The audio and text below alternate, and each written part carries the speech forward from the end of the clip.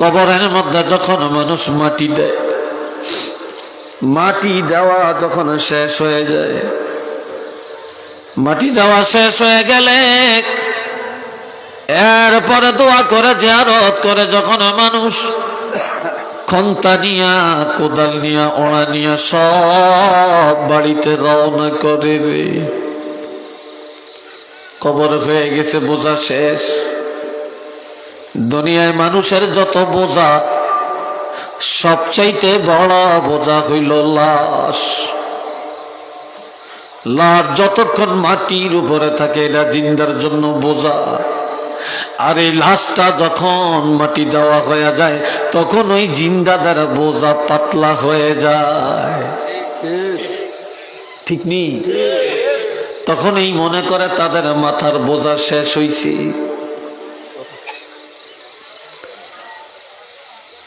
এ বাবা নিয়ে এখন এই মাটি দেওয়ার পর বোঝা তাদের পাতলা করে যখন বাড়িতে রওনা করে, পায়ে হেঁটে হেঁটে যখন বাড়ির দিকে যায়, ওই পাইন্নাহু লা ইয়াসমাউ কারআন আলিহিম। এটা আল্লাহু আকবার কন্যা। পায়ের হাঁটার আওয়াজ মুর্দা কবরে থাকিয়া পায়। এই যে হাইটা যাইতেছে, এই হাঁটার আওয়াজটা মুর্দা কবর থেকে পাইতেছে, শুনতেছে।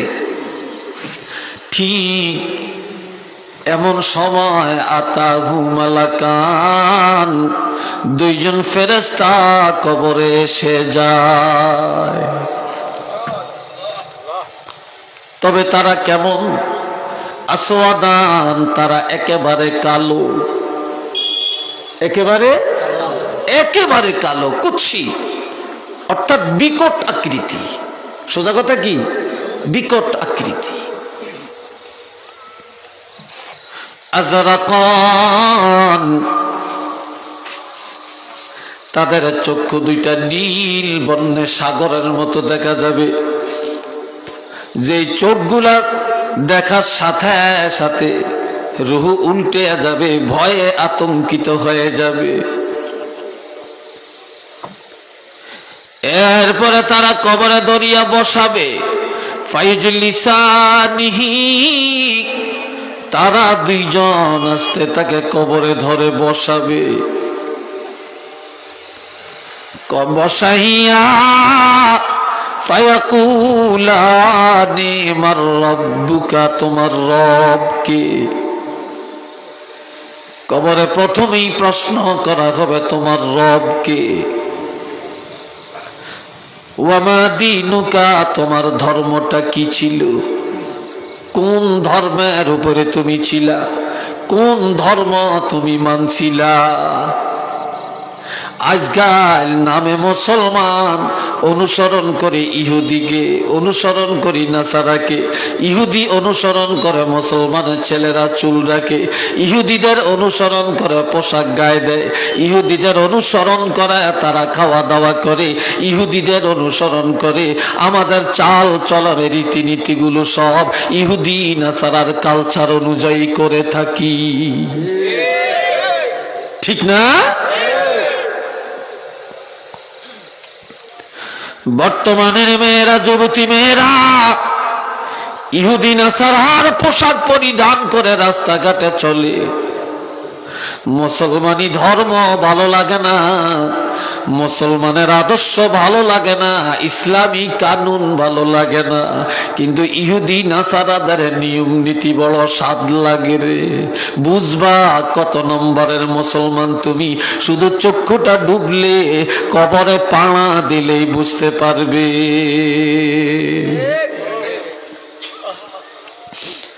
জিজ্ঞাসা করা হবে তোমার ধর্মটা কি ছিল? ওয়ামান নবিয়ুকা, তোমার নবী কে? আর এক হাদিসে আছে মান হাযার রাজুলুল্লাযী বুইসা ফীকুম, তোমার কবরে যাকে উপস্থাপন করা হলো এই নবীকে তুমি কি মনে করেছো? আর এক হাদিসে আছে মা কুনতা মা কুলতা তাকুলু লিমুহাম্মাদিন সাল্লাল্লাহু আলাইহি ওয়াসাল্লাম। আমার নবীকে কবরের মধ্যে উপস্থাপন করে এবারে জিজ্ঞাসা করবে, এই নবী সম্পর্কে তোমার ধারণাটা, তোমার আকীদা দুনিয়াতে কেমন ছিল? আরো আসতে কোন।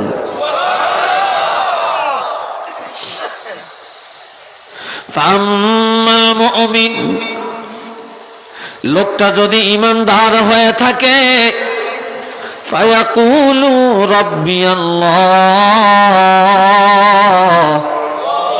তখন সে বলবে আমার রব আল্লাহ। জোরে বলেন আমাদের রব কে? মনিব কে? অভিভাবক, প্রতিপালক, রিজিক দাতা, হায়াত দাতা, আমাদের মৌতের মালিক। সন্তান দেয় কে? দেয় না কে? মারে কে? বাঁচায় কে? ধনী বানায় কে? গরিব বানায় কে? আমার আল্লাহর নেয়ামত খাই কার? চিল্লিয়া বলেন কার? এই জগৎ কার হুকুমে চলে? আরেকবার বলেন কার হুকুমে চলে? আমরা কার হুকুম মানব? মুখে বললাম কিন্তু মানি না। আমাদের প্রভু হলো আল্লাহ, খাওয়ায় বাঁচায় আল্লাহ, কাম করি আমরা শয়তানে।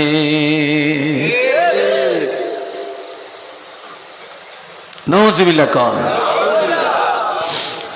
কবরে যখন বলবেন আমার রব আল্লাহ, ওয়া দীনিয়াল ইসলাম, ধর্ম হলো ইসলাম, আমি ইসলাম ধর্মের আকীদার উপরে ছিলাম।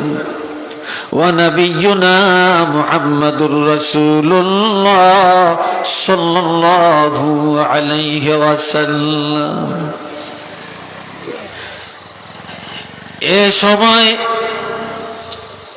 এত সুন্দর প্রশ্নের জবাব এবার ফেরেশতারা বলবে, ইয়া আব্দাল্লাহি উনজুর ইলান নার, ওরে আল্লাহর বান্দা তুমি এবার জাহান্নামের দিকে একটু তাকাও। জাহান্নামের দিকে যখন তাকাবে, কবরের মধ্যে সে হাউ মাউ করে করতে থাকবে আর বলবে, আমি এত সুন্দর পরীক্ষা দিলাম, এত চমৎকার জবাব দিলাম, কি জন্য আমাকে জাহান্নাম দেখায়? আর এই জাহান্নামে আমি কিভাবে থাকবো? হায় হায়, জাহান্নাম দেখে তার সে আতঙ্ক হয়ে যাবে, ভয়ে সে চিন্তার সাগরে পড়ে যাবে, কাঁদতে থাকবে। তখন ফেরেশতারা সান্ত্বনা দিয়া বলবে, থামো থামো মা, মা তুমি থামো। তুমি কি করো? তুমি থামো, তুমি কাঁদিও না। এই জাহান্নামে দেখানোর পিছনে কারণটা হলো, এই জাহান্নামে তুমি যাইতা, এই জাহান্নাম তোমার জন্য ছিল, এই জাহান্নামের আযাব তুমি ভোগ করতা। আজকে তুমি কবরের পরীক্ষায় পাশ করার কারণে, জবাব সঠিকভাবে দেওয়ার কারণে এই জাহান্নাম থেকে তুমি মুক্তি পায়া গেছো। যেই জাহান্নাম থেকে আল্লাহ তোমারে মুক্তি দিলেন, সেই জাহান্নামটা কেমন ছিল এটা দেখাইবার জন্যই তোমাকে দেখানো হলো। সুতরাং তুমি আর চিন্তা করো না, করিও না, এমন জাহান্নাম থেকে তুমি নাজাত পায়া গেছো।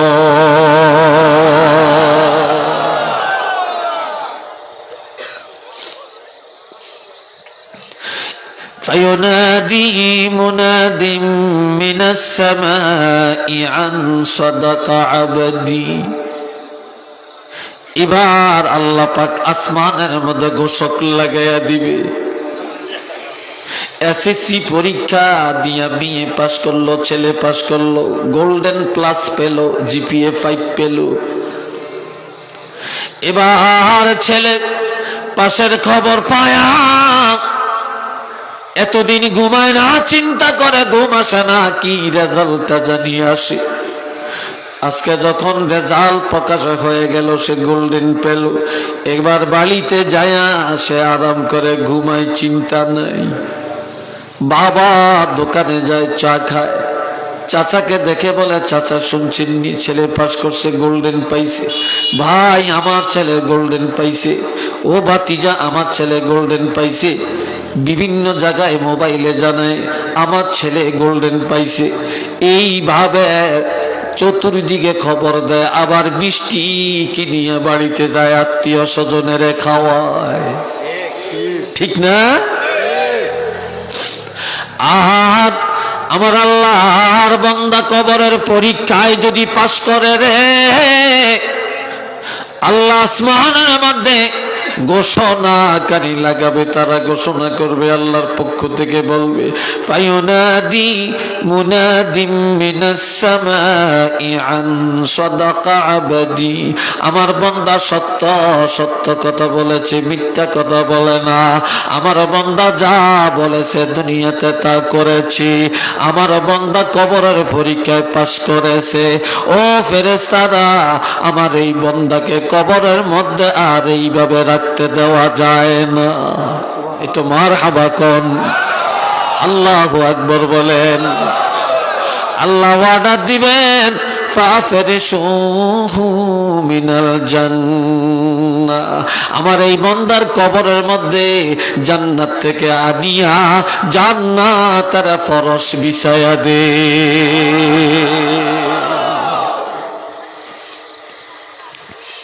জান্নাতের ফরশের কাপড় তার কবরের মধ্যে বিছায়া দে। ওয়া আলবিসুহু মিনাল জান্নাহ,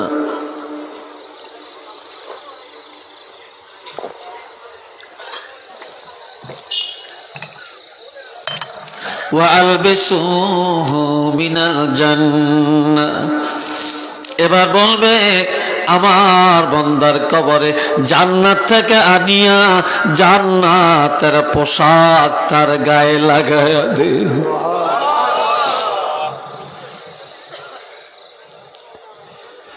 ওয়াফতাহু লাহু বাবান ইলাল জান্নাহ, আমার এই বান্দার কবরে, কবর থেকে জান্নাত পর্যন্ত দরজাটা খুলে দে।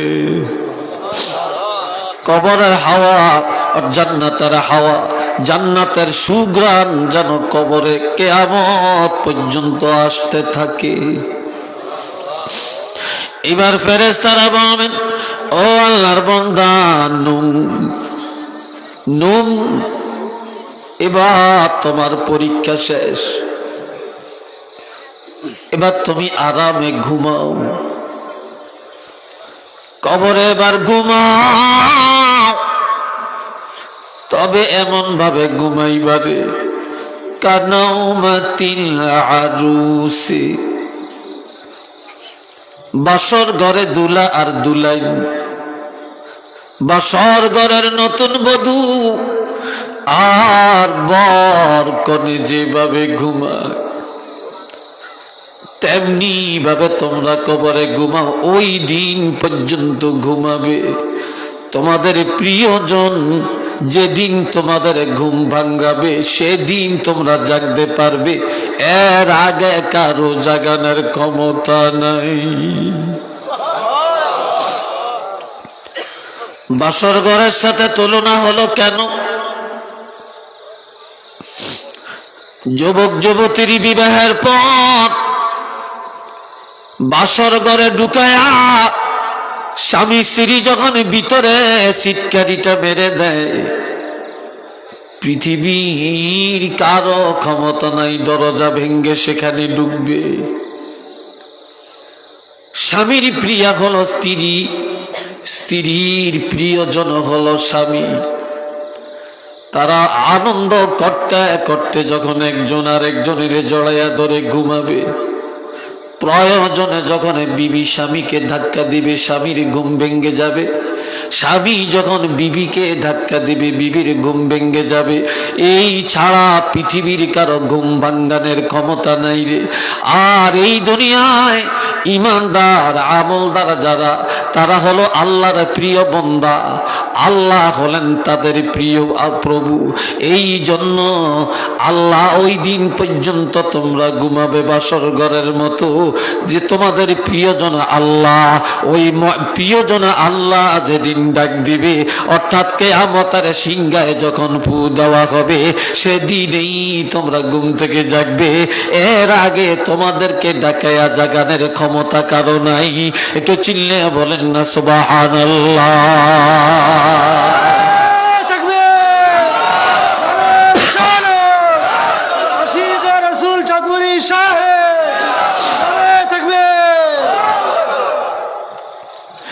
এবার সে বলবে না,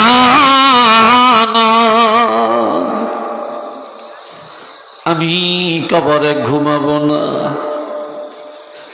কি করবা? সে বলবে আরজিউ ইলা আহলি, আমি আমার আহালের কাছে ফিরে যাব। আমার বাবা মা আছে, তাদের কাছে যাব। আমার ছেলে মেয়ের কাছে যাব।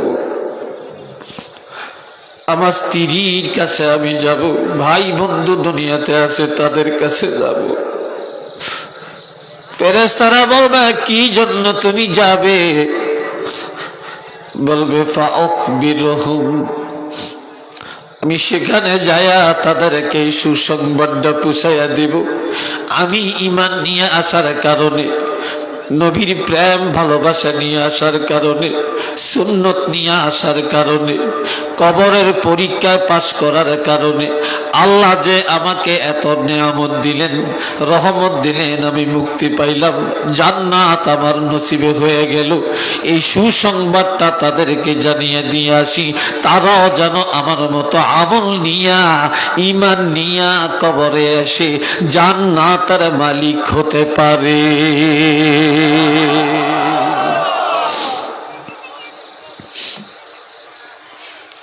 বলবে না, আজ যাওয়ার সুযোগ নাই। মুসলিম শরীফে হাদিসে আছে, বাবুল ইতিসাম বিসুন্নাহর মধ্যে হাদিস আল্লাহর হাবিব ইরশাদ করেন, কোন ব্যক্তিকে যখন কবরে রাখা হয় আর সেই লোকটা যদি দুনিয়াতে নামাজি হয়, কি হয়? তো জোরে বলেন, আরো জোরে বলেন।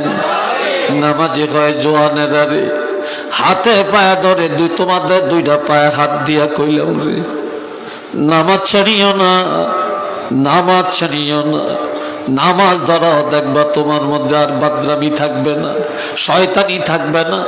নামাজ পড়ো, আর সুদের আড্ডা থাকবে না, ঘুষের আড্ডা থাকবে না, জিনার চিন্তা থাকবে না, তাসের চিন্তা থাকবে না, মদের চিন্তা থাকবে না, গাঁজার চিন্তা থাকবে না। নামাজ ধরো, দেখবা তুমি আর নাটকের চিন্তা করবা না। তুমি যখন নামাজের মতো নামাজি হয়ে যাইবা, দুনিয়া সব অন্যায় থেকে মুক্তি পাওয়া যাবে। এই নামাজ নিয়ে নামাজিরা যখন কবরে যাবে, আর ফেরেশতারা কবরে আসিয়া যখন তারা বসাবে, এই সময় লোকটা এমন ভাবে ফায়াজলিসু ইয়ামাসসুহু আইনাইহি, সে লোকটা বসবে এমন ভাবে দুইটা চোখ এইভাবে ডলতে ডলতে মুছতে মুছতে কবরে সে বসবে। একটা ঘুমের মানুষ হঠাৎ ঘুম থেকে জাগলে যেইভাবে সে কাঁচা ঘুমের মধ্যে যখন জাগে, তার কাছে যেমন লাই লাই ভাব লাগে, চোখ একবার খোলে আবার মারে, ঘুম ভাঙ্গে না, সেইভাবে ডুলে পড়িয়া যায়, আবার কাইতিয়া পড়ে, আবার ডুল্লা পড়ে, ঠিক কবরের মধ্যে এভাবে উঠবে। আর এই সময় নজর করা দেখবে পশ্চিম আকাশটা দেখা যায়, পশ্চিম আকাশে সূর্যটা লাল হয়ে গেছে, আসরের নামাজের সময়টা চলে যাইতেছে। কবরে যখনই যাবেন তখনই দেখা যাবে পশ্চিম আকাশে সূর্য লাল হয়ে গেছে। আর এ সময় সে বলবে, ভাই তোমরা কারা, কেন জাগাইলা? তোমরা কারা, কি জন্য এখানে আসছো? আমি অনেকক্ষণ আগে ঘুমাইছি, কোন ফাঁকে আমার সময় চলে গেছে টের পাই না। আমি ঘুমিয়েছিলাম রে, আমি ঘুম থেকে জাগলাম, জীবনে কোনো দিন নামাজ ছাড়ি না। ওই দেখ সূর্য ডুবে যায়, নামাজের টাইম চলে যায়, একটু সময় দে, তোমরা দূরে সরে যাও। কোত্থেকে তোমরা আসছো, তোমরা সরে যাও, আমি এখনই ওযু করব, এখনই তাড়াতাড়ি আমি নামাজটা আদায় করব। তখন ফেরেশতারা মানকির আর নেকির দুইজন ফেরেশতা তারা একজন আর একজনের দিকে তাকায়া হাসবে, বলে দেখছনি সে কি বলে, সে যে কবরে আছে তার খবর নাই, তার যে মৃত্যু হয়ে গেছে তার খবর নাই, সে এখন নামাজ পড়ার জন্য আমাদের কাছে আবদার জানায়। এটা তো নামাজের জায়গা না, নামাজের জায়গা কবর না, নামাজের জায়গা আর নাই, এই দুনিয়াতেই আমলের জায়গা। এটাই এই দুনিয়ার জিন্দেগি জাহান্নাম কামাইয়ের জন্য, আর দুনিয়ার জিন্দেগিটাই হলো জান্নাত কামাইয়ের জন্য। কাজী এই লোকটা নামাজের জন্য বলে, আর আমার আল্লাহ বলেন ফেরেশতা রে, আমার যেই বান্দা দুনিয়াতে নামাজ ছাড়ে না, কবরে আসার পরেও তোমাদের কাছে নামাজের আবদার করি, আমার এই বান্দার খবর তোমরা জানিয়ে লাও। কি জানবো গো আল্লাহ? আল্লাহ ডাক দিয়া বলবেন, আমার এই নামাজি বান্দার কবরের জিম্মাদার আমি আল্লাহ হয়ে গেলাম।